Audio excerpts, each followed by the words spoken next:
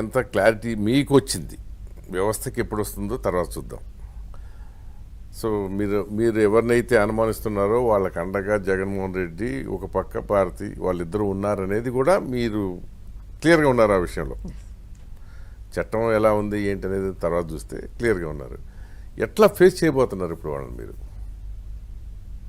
అంటే మీరు న్యాయం కోసం ఆడటం కంటే కూడా ఇప్పుడు వాళ్ళని ఫేస్ చేయటమే మీకు పెద్ద సవాలు. సపోజ్ మళ్ళీ జగన్మోహన్ రెడ్డి వస్తే, can you imagine this your plight?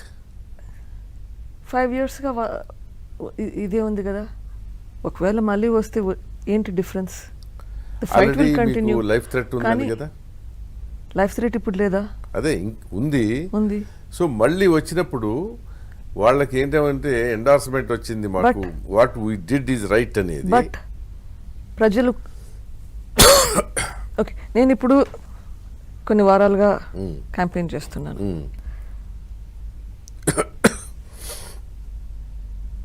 ఎవరినన్నా కలిసి మాట్లాడితే, ఇట్లా మీతో మాట్లాడినట్లు ఎవరన్నా కూర్చొని మాట్లాడితే నేనేం చెప్పాల్సిన పని లేదు, వాళ్ళే నాకు చెప్తారు, డోంట్ వరీ అమ్మా, ఇల్లు my support is with you అని.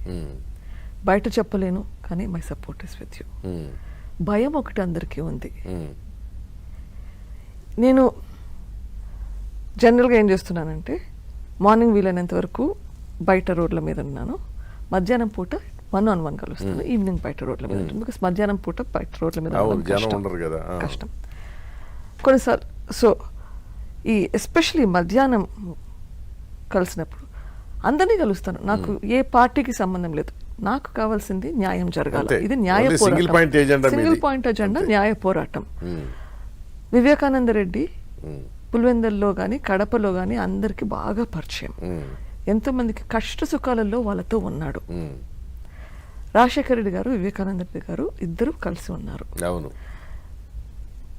ఇట్లా జరిగితే రాజశేఖర రెడ్డి గారు కూడా సహించరు. సో కష్ట సుఖాలలో వాళ్ళతో ఉన్నారు. ఇప్పుడు ఆయన కోసము, న్యాయం కోసము చేయలేరా? నేను అడగాల్సిన అవసరం లేదు.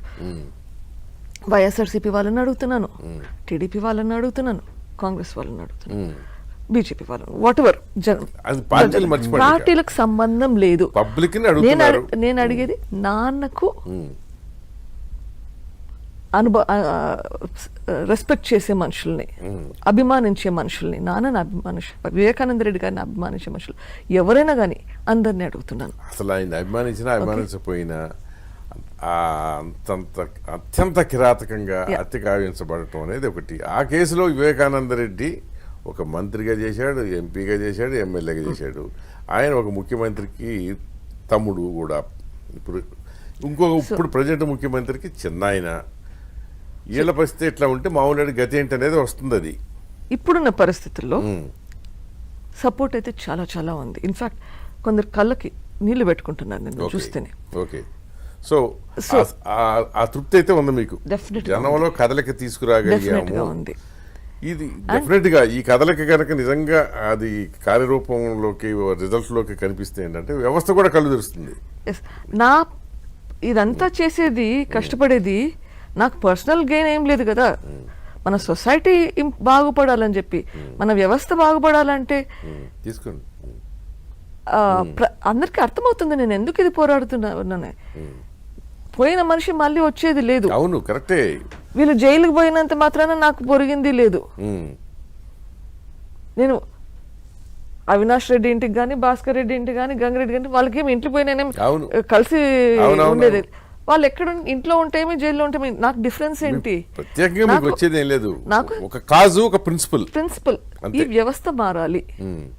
వ్యవస్థ మారాలంటే ఏం చేయాలి? అంతే, సింపుల్. వ్యవస్థ మారాలంటే ఏం చేయాలో అదే చేస్తున్నారు, కానీ మారటం